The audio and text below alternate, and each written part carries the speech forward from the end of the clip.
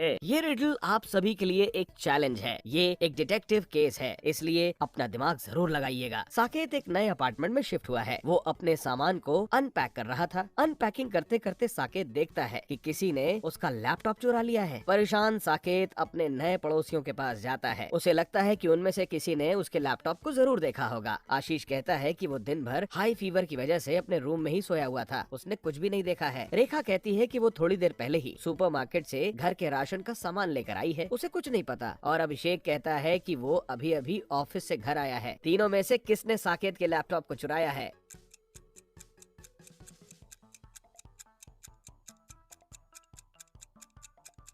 क्या आपने ये नोटिस किया था कि अभिषेक की कार बर्फ की मोटी चादर में ढकी हुई थी? यानी उसने झूठ बोला था, वो ऑफिस गया ही नहीं। चलो बढ़ते हैं नेक्स्ट पहली की ओर। सारा बाजार में सामान खरीद रही थी, तभी पीछे से कोई आता है और उसे धक्का देकर उसका बैग लेकर वहाँ से चला जाता है।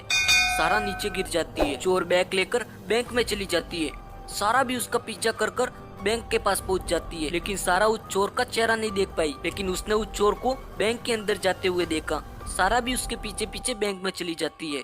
तभी उसके सामने दो लड़की थी, जिनके बीच में उसका बैग पड़ा हुआ था। क्या आप इन दोनों लड़कियों को देखकर ये बता सकते हो कि आखिरकार चोर कौन है, ए या फिर बी? आपके पास 5 सेकंड है, जल्दी से सोचिए।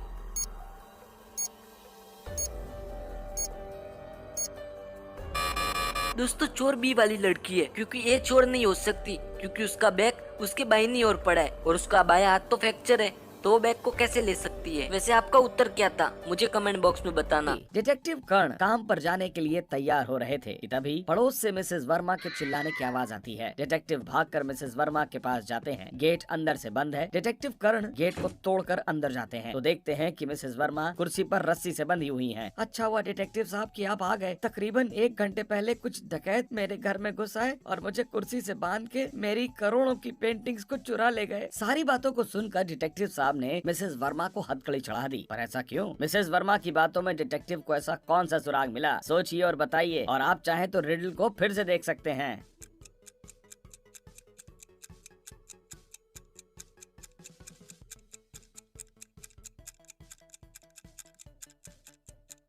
डिटेक्टिव कर्ण जब दरवाजा तोड़कर अंदर आए तब दरवाजा अंदर से बंद था। लेकिन ऐसा कैसे हो सकता है? घर के अंदर मिसेस वर्मा के अलावा तो कोई और था ही नहीं, तो दरवाजा अंदर से बंद कैसे हो सकता है? मिसेस वर्मा ने चोरी की झूठी कहानी इंश्योरेंस का पैसा ऐंठने के लिए बनाई थी। मिसेस वर्मा तो बहुत चालाक निकली, लेकिन वो जिस स्कूल में पढ़ती थी डिटेक्टिव कर्ण वहाँ के प्रिंसिपल थे। बढ़ते नेक्स्ट पहली की ओर।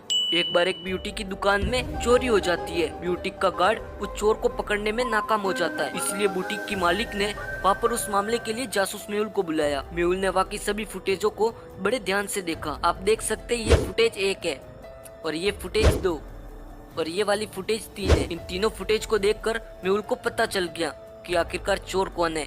वैसे क्या आप पता लगा सकते हो कि इनमें से चोर कौन है, 1, 2 या फिर 3? आपके पास 5 सेकंड है, जल्दी से सोचिए।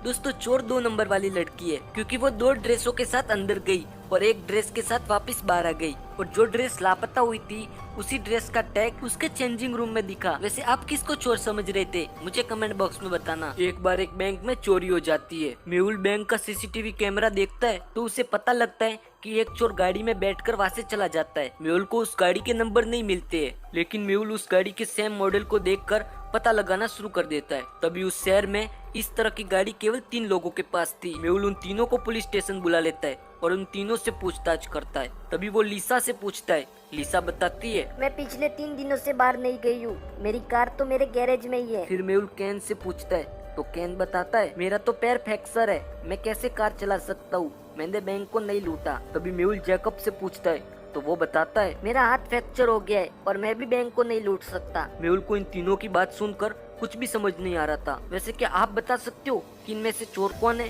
लिसा, याकूब या कैन? आपके पास 5 सेकंड है, जल्दी से सोचिए।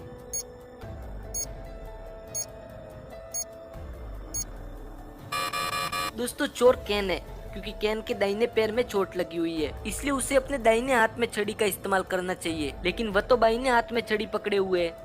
यानी कि वो फ्रैक्चर होने का नाटक कर रहा है और बैंक को उसी ने लूटा है। चलो था। दो बहनें कृति और सौम्या अपने दोस्तों के घर स्कूल में मिले ग्रुप प्रोजेक्ट पर काम करने जा रही हैं, लेकिन ये पूरा सच नहीं है। इन दोनों बहनों में से एक अपने मम्मी पापा से झूठ बोल के अपने सीक्रेट बॉयफ्रेंड से मिलने जा रही है। सारे क्लूज इसी सीन में हैं, इसलिए अच्छे से देखिए और बताइए कि कौन सी बहन झूठ बोल रही है, ए यानी सौम्या या बी यानी कृति। अपना आंसर पहले कमेंट्स में बताइए।